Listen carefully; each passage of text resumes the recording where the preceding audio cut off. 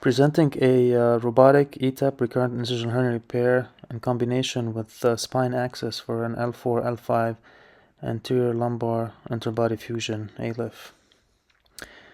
So this is a patient who had a recurrent hernia following colectomy.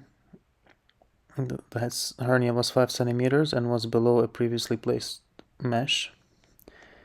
We obtained access to the Given that we normally do spine access for L4, L5 from the left side to avoid the IVC, we planned on a right-sided eTEP with 3 trocars at the semilunar line, as well as a precostal access, which is later used as an assistant trocar. Also, the patient had a left lower quadrant colostomy. Right side, in order to have good visualization of the retroperitoneal axis that's going to be done over on the left side. Patient had quite a bit of adhesions into the retromuscular space related to previous mesh fixation. Ligature is very useful in those instances. You can see here some mesh fixation sutures. After the docking on the right side, we have incised here the right posterior rectus sheath and entering the preperitoneal space behind the falciform,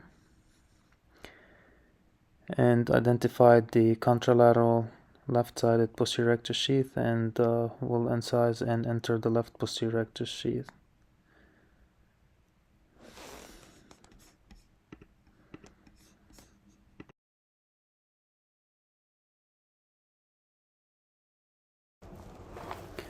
One of the challenges was mobilization of the previously placed mesh, and here we are taking some adhesions into the preperitoneal space and reducing the lower hernia and incising the left posterior rectus sheath.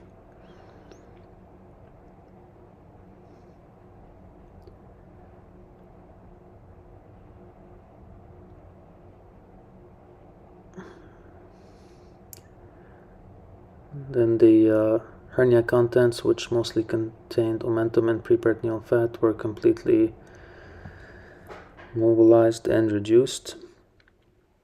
And we proceeded with division of the posterior rectus sheath. Here is the patient's previous colostomy site where there is a defect in the posterior rectus sheath, which will be reconstructed at the end of the dissection.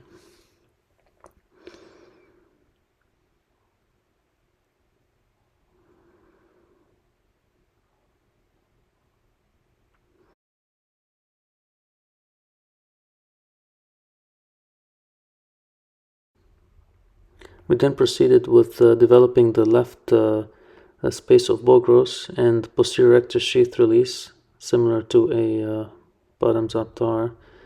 We would want to release the posterior rectus sheath to the level of L4, L5, which had been marked using fluoroscopy at the beginning of the case.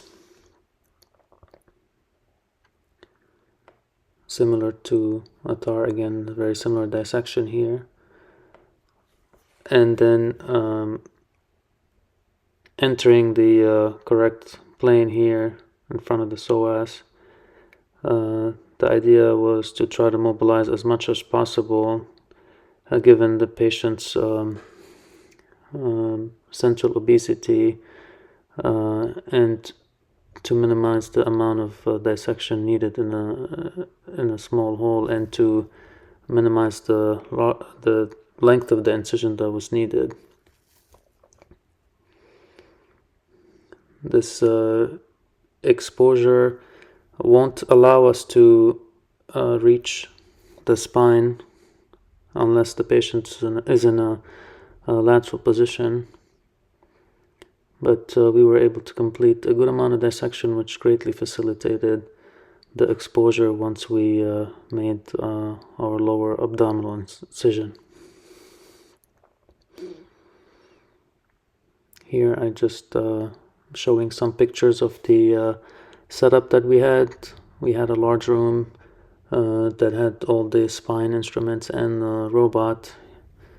And as you can see here, we placed the cage between L4 and L5. On the right side you can see the cage behind the left common iliac. And then using that incision we placed a 30 by 18 centimeter medium weight polypropylene mesh into the retromuscular space. Thank you for watching.